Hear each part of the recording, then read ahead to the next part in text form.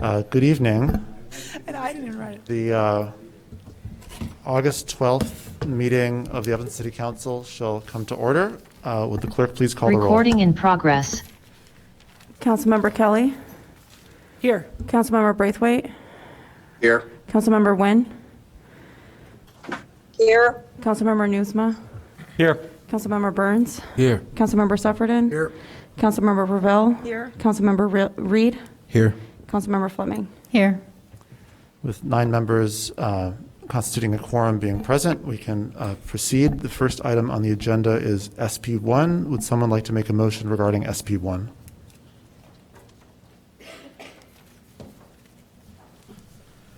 I move item SP1, Special Order Business Resolution 80R21, authorizing the mayor to execute the separation agreement between City Manager Storley and the City of Evanston. Second. Councilmember Suffredin moves SP1. Councilmember Ravel seconds. Is there any discussion? Seeing none, would the clerk please call the roll? Councilmember Kelly. Aye. Councilmember Braithwaite. No. Councilmember Nguyen. Regretfully, aye. Councilmember Newsma. Aye. Councilmember Burns. Aye. Councilmember Suffredin. Aye. Councilmember Ravel. Aye. Councilmember Reed. No. Councilmember Fleming. No. I'm sorry. I thought we were, is this to go into an executive session? That was on SP1. I apologize. I'm very sorry. I'm going to change my vote to a no. Okay. On a vote of 5 to 4, SP1 passes. The next item on the agenda is communications from the city clerk. I just have a small announcement just to let the community know if you can't access the public comment link via our agenda for whatever technical reason, you can access it via our website at the city on the city clerk's tab under government. It is available 24/7. Thank you very much. We now move to public comment. Those who are veterans of this will be pleased to know that with fewer speakers, everyone gets the full 3 minutes this evening. As usual, we'll start with folks who signed up in the room, and that brings us to Mr. Ray Friedman.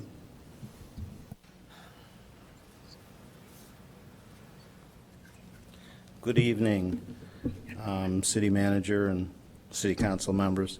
I'd like to talk to you all about respect and what you expect when you schedule your meetings. Last month, we came to a City Council meeting which started with a TIF hearing. You scheduled it, chose the time and place. We all watched and listened to a 2-hour presentation, which was very interesting, and then came time for questions and answers to and from residents. But you decided to shut it down. The most important part of the TIF hearing, which is to have the discussion with the residents who would be affected, you are ignoring once again that the government was created of the people, by the people, and for the people. I asked 4 days ago, when are we going to finish the most important part of this TIF hearing, which is to have the discussion with the residents? Still waiting for an answer. Now, 4 days ago, you scheduled a City Council meeting beginning with SP1, Separation Agreement, which does not state in this agenda that you will shut down our council meeting to go into executive session for 1.5 to 2 hours while leaving residents and reporters hanging. If you think TIF hearing or discussion of the separation agreement will need extended time and consideration, please schedule these important meetings on a different day where we can give these extremely important issues the time and attention they deserve. Has an investigation been completed into the lakefront? If so, what were the results? If not, why are we proceeding with the separation agreement at this time? We, the residents, need to know that our public comments are part of your decision-making process. Without the appropriate discussions and without any feedback from city council members concerning public comments, questions, and concerns. We are all missing out on the purpose and intent of public comment. How can this be corrected, resolved? About 2 months ago, I passed out a public comment ordinance. Maybe it needs a little bit of work. I haven't heard anything about whether this public participation ordinance can be put into effect or can be used in any way, shape, or form. I think it would be a great idea. So thank you very much for your time. Thank you very much. Next, we'll move to people who online signed up to speak in person, beginning with Isaac Slevin.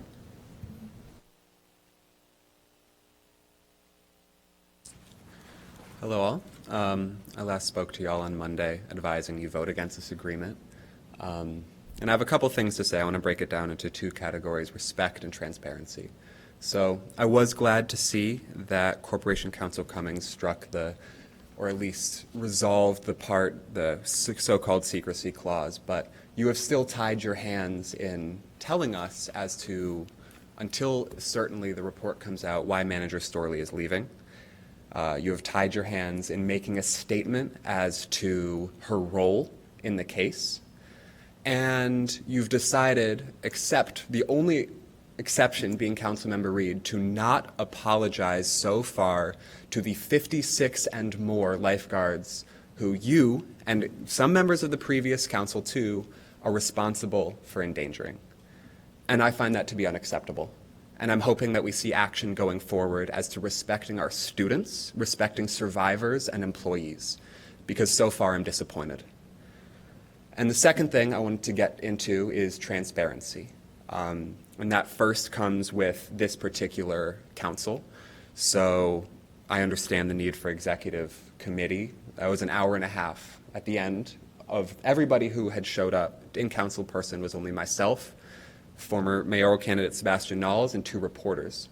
That and ending the meeting at 12:30 effectively iced out however many of your constituents who would have wanted to show up to understand what's going on and fight for what's right. That also goes for my own council member, Councilmember Wynn, who declined to respond to 4 texts and 2 phone calls I left trying to discuss this agreement with her. And then transparency going forward. We're now going to be at the 2nd job search for new city manager in 1 year. And I'm hoping that constituents, and particularly lakefront staff, will be able to have a role in this, because they're the ones who are affected.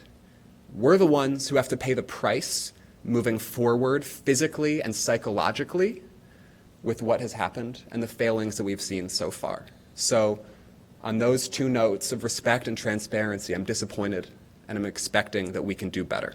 Thank you. Thank you very much. Next is Martha Logan. Good evening, Mayor, council members, and City Clerk. Before my time's going, but I'm a little confused. I thought citizen comment would take place before a vote occurred. So I don't know if that vote that passed is that this is a done deal and that you are now going to execute a contract, a separation agreement with Manager Storley. So I had my comments. What I wanted to say, I spent almost 30 years working for the city of Evanston, and I spent my entire life living in Evanston. My grandchildren are 5th generation Evanstonians. I worked with Erica for over 10 years. I have the utmost respect for her. I never saw her do anything disparage council members, residents, fellow employees. It was not the actual absolute opposite of a toxic work environment. She created a great team. I was very proud to be part of that team. There were many awards won. Erica often avoided the limelight when awards were given. She would pass those accolades on to her staff. I do not have any insight into the lakefront or what happened after the report was made, but I think most people in Evanston actually don't have any direct knowledge either, and that's why the investigation was called for. And it appears that Erica is being forced out long before the investigation concludes. And I hope that wanting to act, to just act to do something, does not lead the city to losing one of its best and brightest, just to show that you're doing something. Thank you very much. We now move to people who signed up online to speak online, beginning with Jenny Karlovitz, who will be followed by Michael Davis and Misty Wittenberg.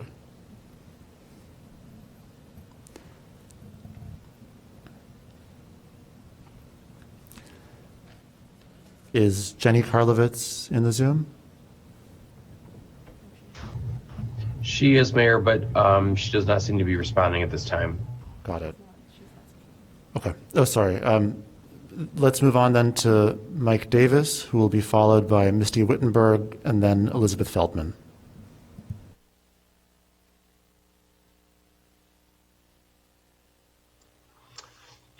Good evening. Good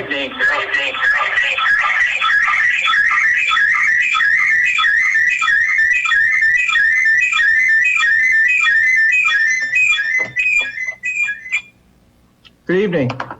I apologize. Good evening, Mayor Biss and members of our City Council. My name is Mike Davis. I and my extensive family have lived in Evanston for more than 40 years. City Manager Erica Storley is an exceptional city manager. She has served the Evanston community as a public servant for more than 15 years in various important roles. Ms. Storley has guided Evanston through its most challenging days. She has helped our city achieve international, national honors and recognition. Erica is smart, able, effective, inclusive, dedicated, tireless, steady, and trustworthy.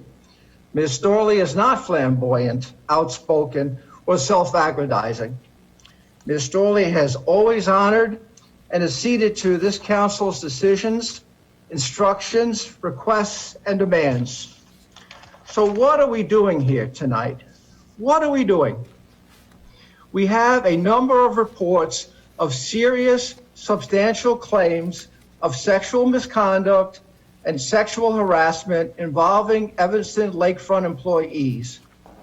Were these awful complaints properly handled is an important issue. Our mayor has hired an able law firm to investigate these claims. Thoroughness, fairness, and transparency are some of the goals of this important investigation. This law firm that we have hired has only begun its work. We do not know what evidence has been gathered. We do not know what the law firm will conclude. We do not have a final report, far from it. Let this firm complete its work. Some people here in this meeting, regrettably, sadly, very sadly, see opportunity in this matter. They seek to take advantage of this sad situation. Ms. Erica Storley must not be scapegoated. She must not be bullied. Our mayor and this council must not railroad Ms. Storley. We must not go down this path, this awful path. Evanston is better than this. Please do not authorize Ms. Erica Storley's termination tonight. Such action would be highly improper, grossly unfair, and indeed disgraceful. Thank you. Thank you very much. The next speaker will be Elizabeth Feldman, followed by Nicholas Long, and then Mike Vasilko. Good evening. Can you guys hear me okay? Yes, we can. Okay. So a few weeks ago when I spoke to you all, I came wearing my adolescent medicine hat as a family physician with more than 35 years experience, and most recently as the medical director of the Erie Family Health Center in Evanston. And while those experiences continue to inform my perspective tonight, I would like to add a couple of comments as just a concerned citizen, community member, longtime Evanston resident, and mother of 2 adult daughters.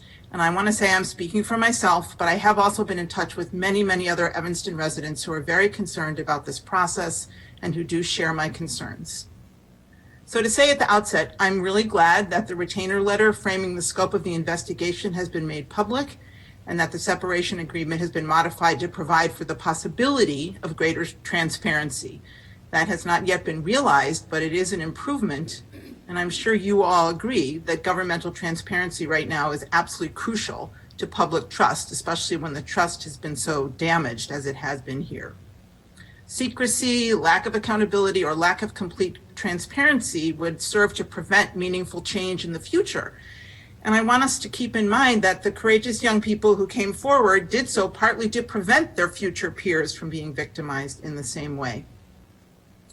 Some of us have been in touch with some of these survivors, and I will say they are by and large disgusted that there has been no apology as yet. Some are incredulous there's been no attention to holding accountable those who were in leadership. So why has there been no public apology? Why have we not responded to the petitioner's request that those in charge take responsibility and acknowledge that we failed to keep them safe at their workplace? It so happens that this is the Jewish month of Elul that precedes our high holidays, when we're charged with reflecting on our deeds and making amends for our errors. And how are we told to make amends? By going to the person or persons we have wronged, by apologizing to them and meaning it, and then by changing our behavior going forward. So we have the opportunity here. We know that laws were broken. We know that crimes were committed. I am afraid that some people in our current government do know more about who did what when, and the concerned public that we are deserve to know those truths as well. And so we really call upon all of you to employ a very scrupulous commitment to transparency throughout the course of this investigation, during our own internal evaluation and implementation of reforms. So apology, truth-telling, and transparency, so that not one more young person is harmed, assaulted, or harassed here in our city of Evanston. And I ask you, when can we expect that apology to be issued? Thank you. Thank you very much. The next speaker will be Nicholas Long, followed by Mike Vasilko, and then Barbara Janes.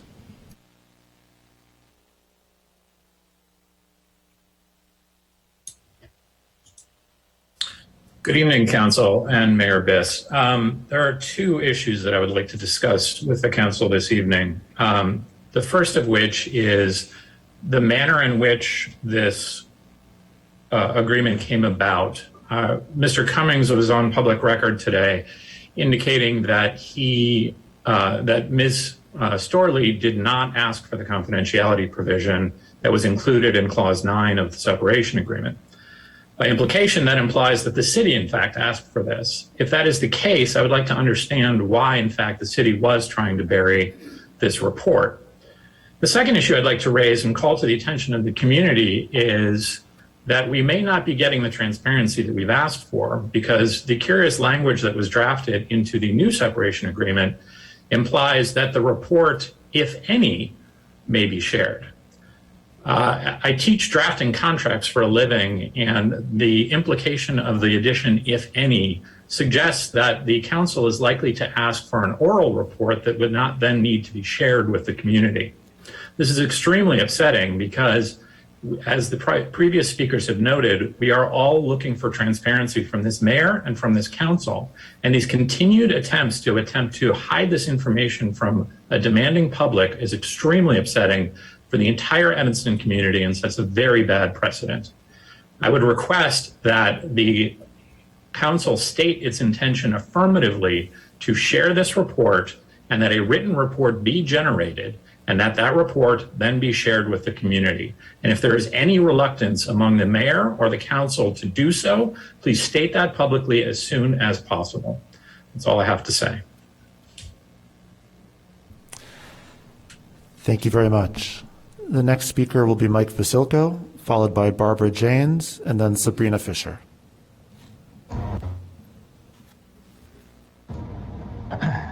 Thank you very much. The City Council, the Mayor, and Erica Storley should complete the separation agreement excluding the confidentiality clauses because all of the information, all the matters subject to this report should be made open to the public.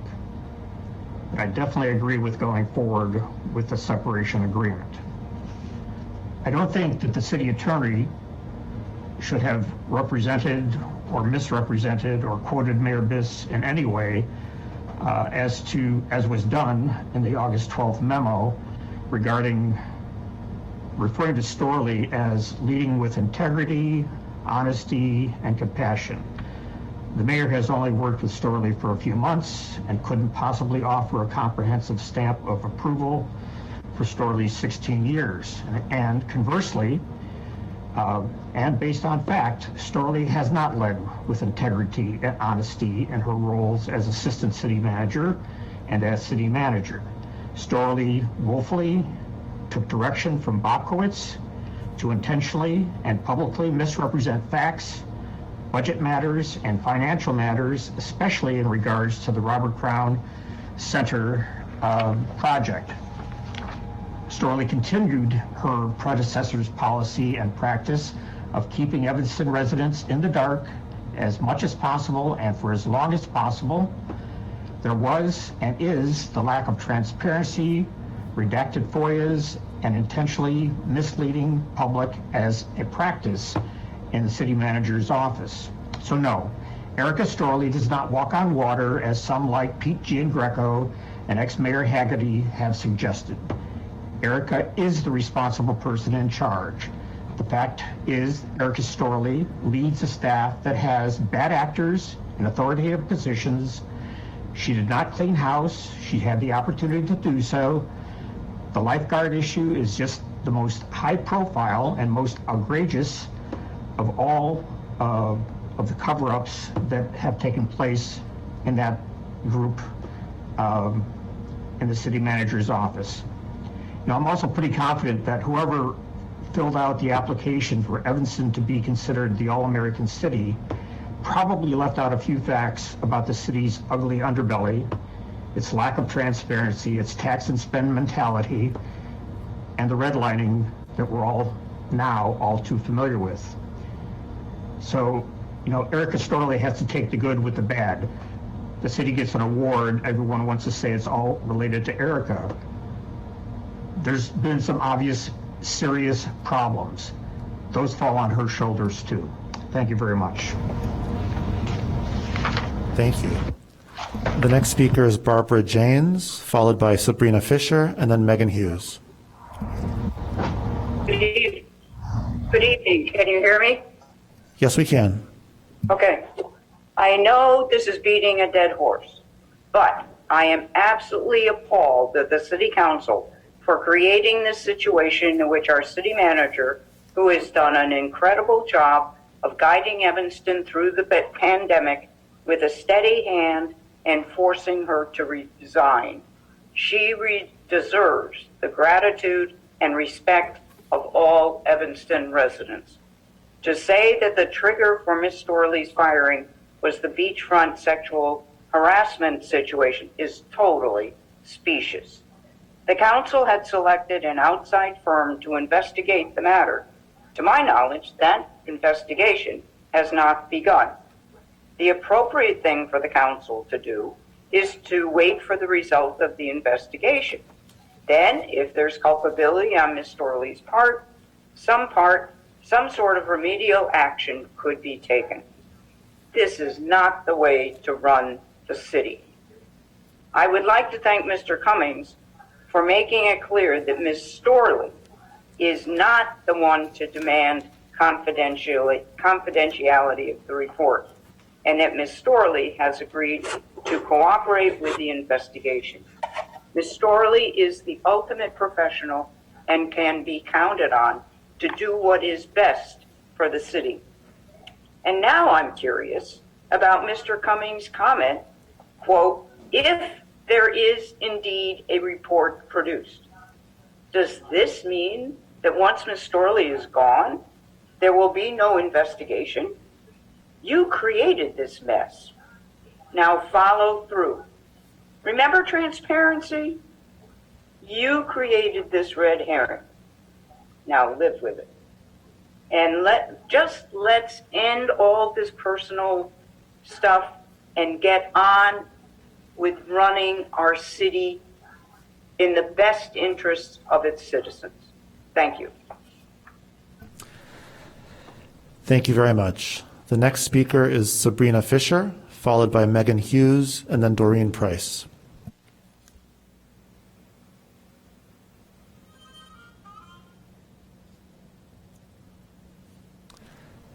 Is Sabrina Fisher available? I don't believe so, Mayor. Thank you. In that case, we'll go to Megan Hughes, followed by Doreen Price, and then Mary Rosinski.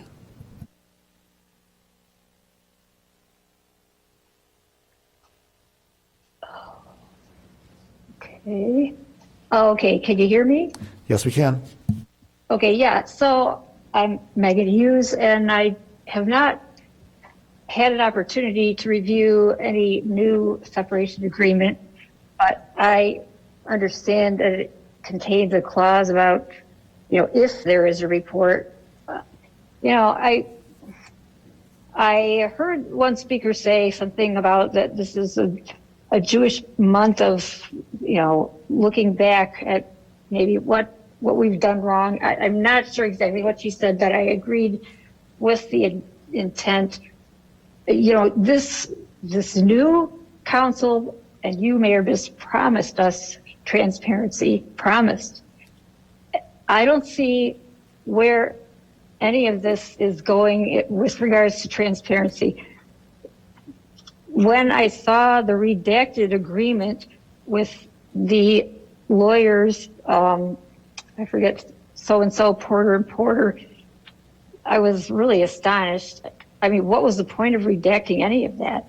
And, as far as the agreement that was written up with Mr. Cummings, and I don't know if Erica Storley agreed with it or not, but it basically, absolved her, it seemed to me, of anything, any wrongdoing. And I don't see where that can be the case. But I do think that,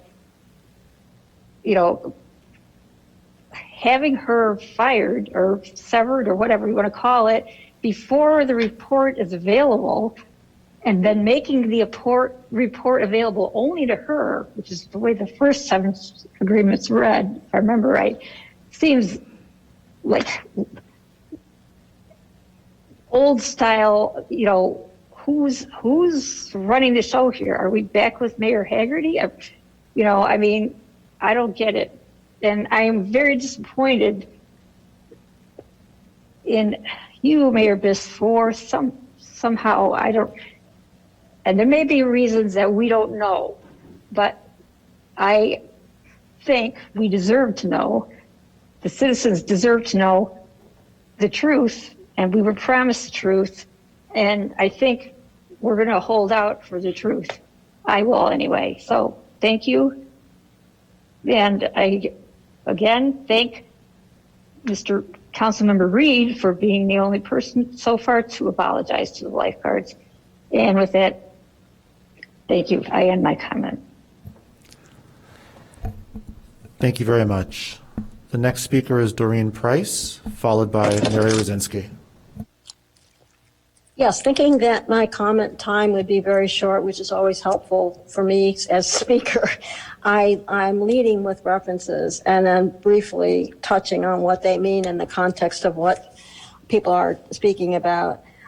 Basically, restorative infrastructure, accountability, and progressive prosecution is a place we're not at, and I think would help in resolving this matter in a way where there's no losers and people can come out stronger and healed. And we failed to do that in the past, and maybe now is the time to consider some really good resources that are available online as well as consultants. I have this 22321 article called Restorative Justice Advocates, the DA's treatment of Amy Coomer reeks of unfairness. The alternative dispute resolution examples from about restorative justice from Harvard education. There's thelegalnews.com, which talks about progressive prosecutors and restorative infrastructure, which we don't have and truly need as a progressive community. Looking at people as someone to punish is not good for Erica, and it's not good for the rest of the community. If something's been done wrong, you make it right. And people who rely on punitive measures are doing it in a way that harm people more times than not. I think making our system, which I think Mayor Biss came in really, really looking to unite us, would unite us all in consideration of leaving Erica here, making sure that we pursue these goals while she's here, and then in terms of accountability, have her actually help with accountability issues in a truthful manner. To the extent that she does that, that should be viewed as restorative and helpful and maybe undo some of the things that went wrong. If she passes up that opportunity, then it's her loss, because that means we as a community have to ask more from her. And I think her initiative would be great in terms of leading Evanston to someplace different that she may have fallen into because of a previous city manager, for which she may really not have the heart in doing but cannot somehow resolve. That's it. That's the most positive I can contribute. And then read the articles for sure, please. Thank you very much. The final speaker will be Mary Rosinski. Hi, thank you. And I want to thank Council for taking the time to really look at this. I am still unclear whether or not Manager Storley resigned, as opposed to being forced out, as people have said, just because that's what the newspaper said, she had resigned. But I do want to agree with the previous speakers who said the report must be written and shared so that we're able to determine, how this lack of action for 2 years over sexual harassment issues was able to go on. And we have an organizational structure, as you all know, where residents are at top, followed by the elected officials, followed by the manager, followed by the staff. And if we don't have the people at the top knowing what's going on, I think we won't have a system that is going to be ever fully transparent and effective. And as a resident, I just want a healthy work environment at the city where the staff and residents are all respected. So that's all I had to say. Thank you so much. Thank you very much. Councilmember Kelly. I'm sorry, I thought we were going into exec first, and it was a little confusing, I think, the beginning of the meeting, given that we voted and then there was public comment. So I would just like to ask if any of my colleagues who voted on the prevailing side would consider asking for reconsideration, just to allow for a little bit of discussion. That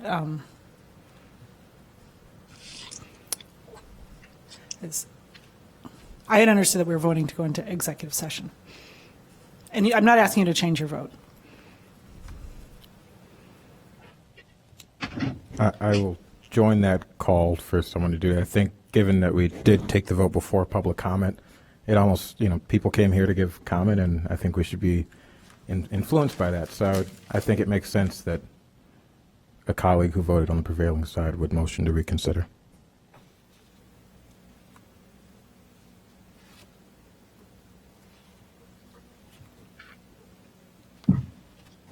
I would be, if you have a statement you want to make, I'd be happy to call on you to make that statement. No, I would like someone to motion to reconsider. And I'm not asking you to change your vote, but I'd like to open it up.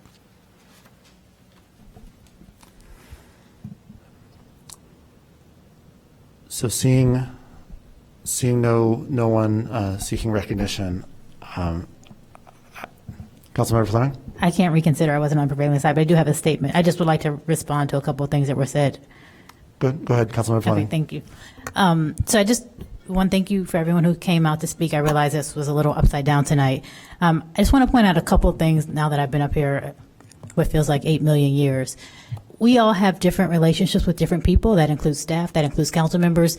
And so I respect when people come forward and say they work with someone, they're great, they've had this experience. But I think we need to be mindful that everyone doesn't have that experience, even though we're all talking about, the same people most of the time. Some people have delightful experiences with people, and some people do not have delightful experiences with people. And that doesn't mean that, at least for myself, and I hope for my colleagues, that people make assumptions. We're making decisions based on personal relationships. I hope that we can understand that we are professionals, and while I did not vote to hire Erica Storley, I was very clear that, she was who I needed to work with, because she was the person who received the job. My vote to not approve her contract was not based on our personal relationship. We don't have a personal relationship. We have a work relationship. It was based on my opinion that a year of knowing something and not telling your supervisors is problematic. It was based on what I have come to learn maybe was not quite the investigation we proclaimed it to be in the beginning, which is why I supported us hiring an outside attorney to look into it, because I didn't feel like us looking into it inside this building made sense. And so I just think that I would like to put out to the public, I hear people who said that they have a great relationship with her. For me, this is not a witch hunt.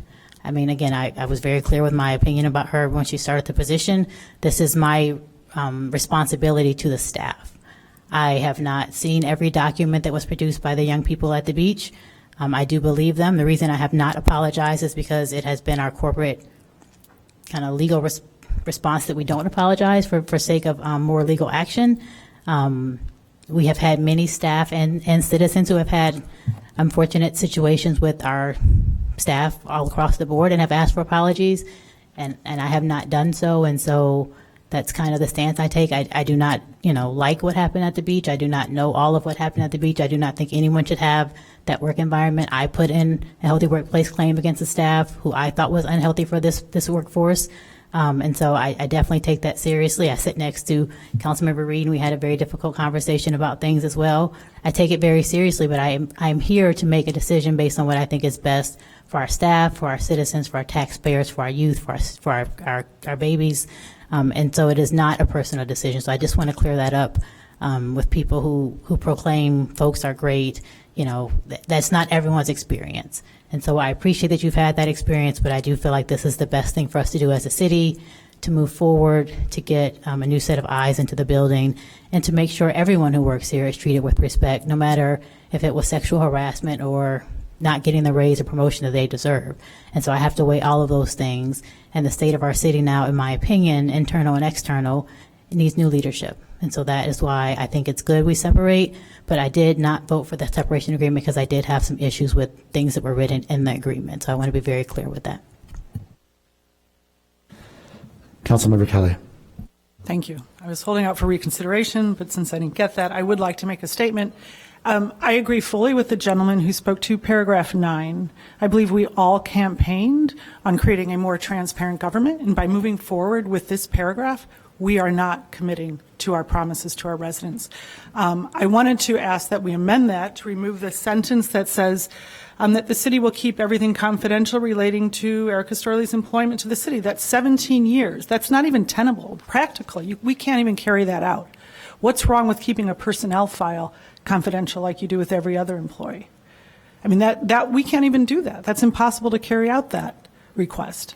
It's impossible. So that covers just about, any conversation with anybody. That means if you talk to someone outside of the city, you could be held liable and get sued. I mean, this is just, that paragraph does not belong in here, and particularly that sentence. And I'm sorry that we weren't willing to discuss this and to allow for an amendment, but I would say that sentence should absolutely be removed. And again, we keep personnel files confidential. That should be sufficient. Why do we need to go beyond that?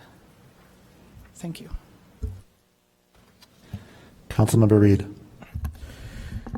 I would still hope that one of our colleagues would consider a reconsideration to discuss the matter if possible. I think it's fair to do that. We don't normally have public comment after we vote on things, and it's usually not the first thing in the meeting before communications from the mayor or the city manager or the clerk.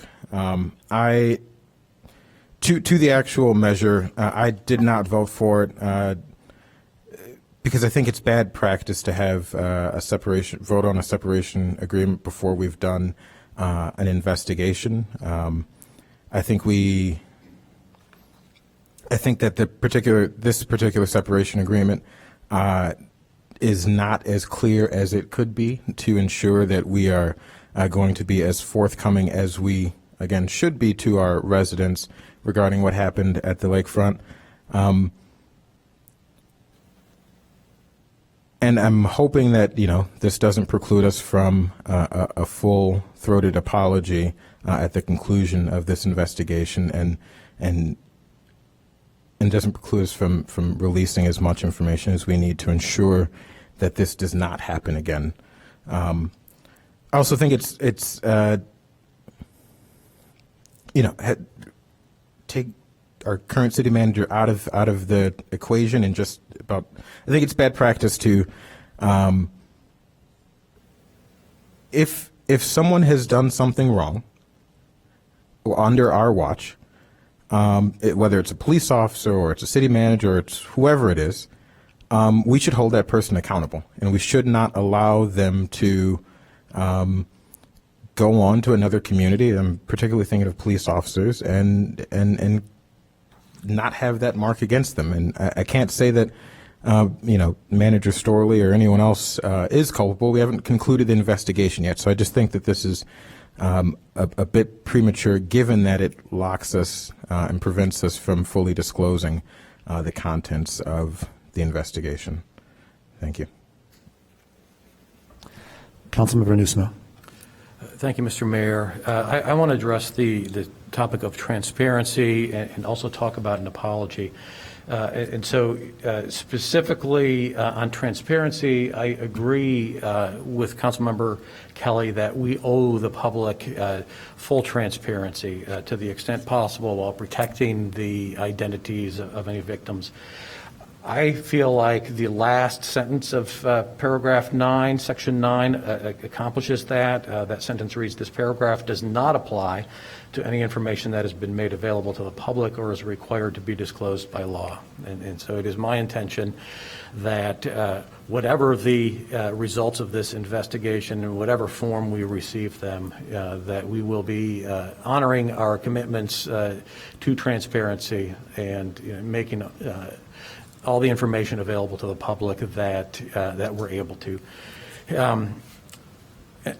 And on the topic of apology, it's overdue. I think it's time for us to start talking about an apology. We don't have to wait until the investigation is over. We can perhaps apologize more, and again, when the investigation is over. But that's an apology from the City Council is something I would like to talk about sooner rather than later. Thank you. No one who hasn't spoken yet is seeking recognition. Councilmember Kelly asked to speak a second time. If you could keep it condensed, that would be great, but go ahead, Councilmember. So that last sentence is really superfluous. I mean, it says whatever's been made public, we can make public, basically. I'm sorry, that doesn't add anything. That paragraph 9 isn't necessarily about shielding even Erica Storley. It's about shielding everybody who's come into contact with her. It's about shielding many things that have happened over the last 17 years. And again, a personnel file by law is kept private. And why can't we stick with that? I don't understand. Why are we feeling this need to amplify it to 17 years of work experience that involves, again, almost every employee, particularly upper management at the city?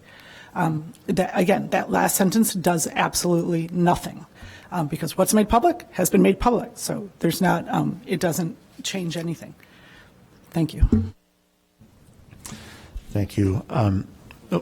Councilmember Burns. Who decides ultimately what is released to the public? Yeah, thank you, Councilmember. I was going to speak to that very question right now, because I think the concerns that have been expressed both during public comment and on the dais are utterly critical, and so I wanted to speak to a few things. First of all, fair point. Someone, I believe one of the remote commenters said that they were unaware of whether or not the investigation was underway. Fair point. So the investigation is underway. One thing that I think is critical to say, we will not direct the investigation. Our staff will not direct the investigation. The investigation is independent, and our role is to cooperate with it, and that is the mandate that we place upon all of our staff. It's also the responsibility that Ms. Storley has signed on to subsequent to her employment pursuant to the vote that occurred tonight. To Councilmember Burns' question and to another question that was raised tonight about, hey, what does this say, report, if any? It is our decision the city council and with some input and participation from me, hopefully, the form that the report takes and the disclosure of the report.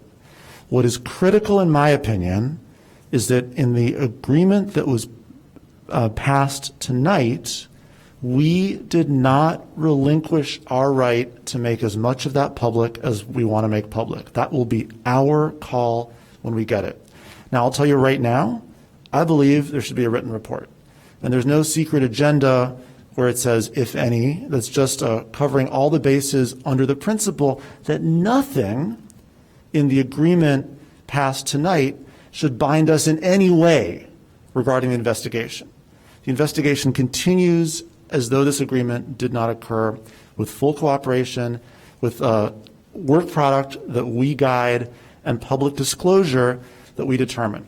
And you heard several people on this council, people who voted yes and people who voted no, talk about their commitment to transparency. I share that. I think that we commissioned this report for a number of different reasons. One is to get to the bottom of what happened for our own information, to better understand what changes we need to effectuate inside the city government, and one is for transparency with the public. And so my own view is that there's a very strong bias toward transparency here. There's certain things, like were already mentioned, for example, the names of victims that absolutely should not be disclosed. But in my view, when we get this report back, the things that for which there's no strong, clear reason not to disclose ought to be disclosed. That's what I'll be advocating for. And my sense, talking with my colleagues up here, is that's not going to be a controversial view. So I don't, I hear skepticism coming from the public, and I don't have a hard time understanding where that comes from, given the fact that here we are in August of 2021 when these allegations were first brought to the attention of city staff 13 months ago, at least. But nothing that we've done, that has been done tonight, binds our hands. We will make the decision regarding what to release. And I think there's a lot of support up here for the kind of transparency that the community is demanding.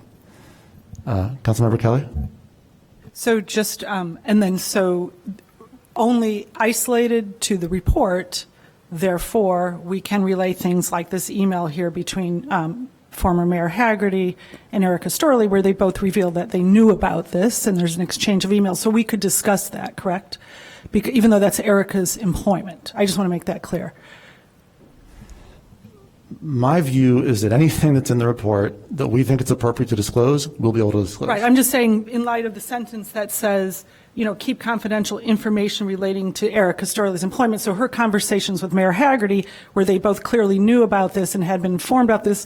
So things like that can be discussed, then, despite this sentence in paragraph 9, as well as other things not even about the report. What about other issues that come up regarding her employment that may be of interest to the public that might involve her and other employees? So I just want to make that clear. In this case, because it's isolated to the report, that can be discussed, but maybe other things can't, with regard to things that have occurred in the city during the 17 years.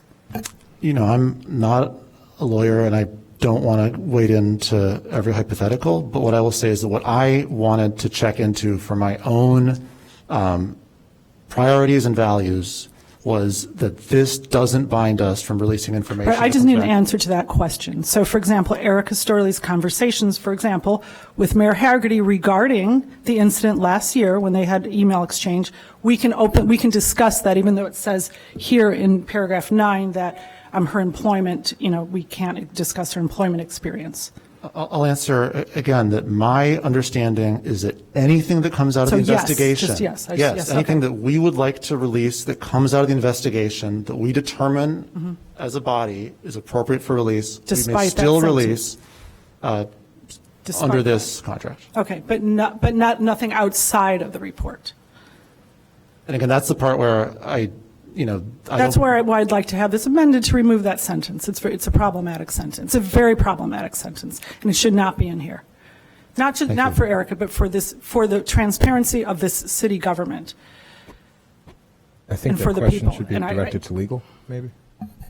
I'm sorry? Ms. Ozaribo, do you care to weigh in on this question?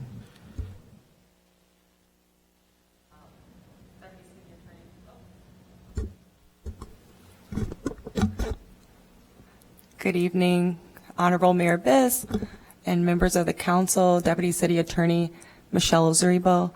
If I could just have the question one more time, then I can see if I can weigh in on it. Thank you.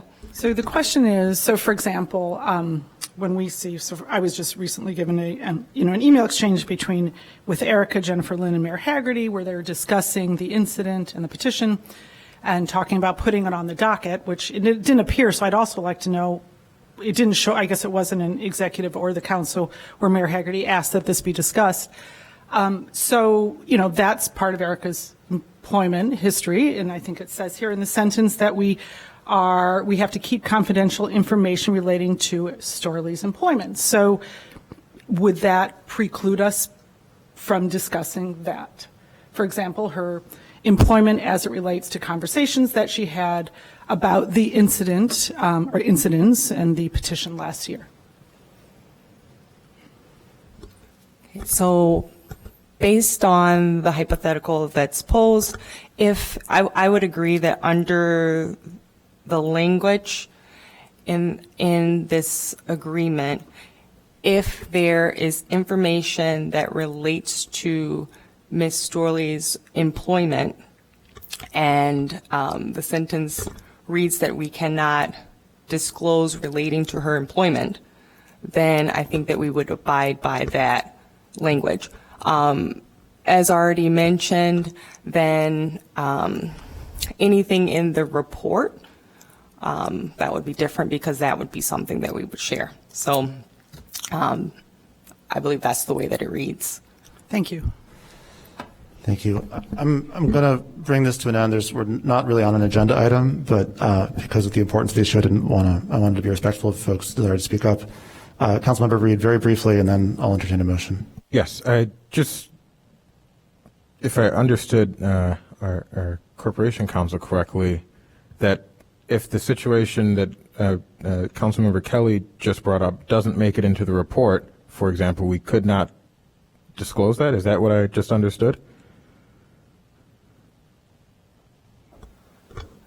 Correct. The way that I'm understanding the hypothetical is that if it's something relating to Ms. Storley's employment, if this says that we cannot discuss matters relating to her employment, then we would not be able to discuss that. So then in the next 60 days that Ms. Storley is here, if in the next 60 days she did something, again, I don't think Manager Storley would, but just saying hypothetically here, that if she did something illegal, we wouldn't be able to discuss that because it's separate from this report? I mean, I think we're in the realm of pretty deep hypotheticals here. No, but this is very important. I'm sorry, or someone else. It doesn't even have to be Erica Storley. It could be her conversation with someone else that committed an infraction. We couldn't even hear about that. I beg you all to reconsider, please, so that we eliminate that sentence. What you are doing is not transparent. What you're doing is offering the opportunity to shield a huge amount of information from anything, not only this report, but from a myriad of other issues that could have happened in the city by allowing that to stand. I ask you to reconsider in the name of transparency. The last speaker will be Councilmember Burns. Yeah, I just want to say to Fifth Ward residents, so emails are one of the more commonly foilable and released documents. And so the email that was just described by one of my colleagues is a document that is common. The person who likely requested that email and received the email did not have to do any deep spy, activity to get it. They filed a FOIA request, they received it. If they had access to it, certainly the full council here would have access to those emails, as well as the outside legal counsel handling the investigation. So I just want to go on record saying I fully expect the findings of this investigation to be released to the public. That is my expectation. The way government, of course, works is you need 5 votes to make anything happen, and we have that up here. So I just want to give you that confidence and be very clear. We will release it, and if anything comes of that, let it be, but we will release it. Thank you. Councilmember Nusma. Are we ready to make the motion? So pursuant to 5 Illinois compiled statutes 120/2A, I move that the City Council convene into executive session to discuss agenda items regarding personnel. These agenda items are permitted subjects to be considered in executive session and are enumerated exceptions under the Open Meetings Act as set forth in 5 ILCS 120/2A C1. Is there a second? Second. Councilmember Newsome moves that we convene into executive session to discuss personnel. Councilmember Fleming seconds. Will the clerk call the roll? Councilmember Kelly. Aye. Councilmember Braithwaite. Aye. Councilmember Wynn. Aye. Councilmember Newsma. Aye. Councilmember Burns. Aye. Councilmember Suffredin. Councilmember Ravel. Aye. Councilmember Reed. Aye. Councilmember Fleming. Aye. On a vote of 9-0, the motion passes and we resolve into executive session.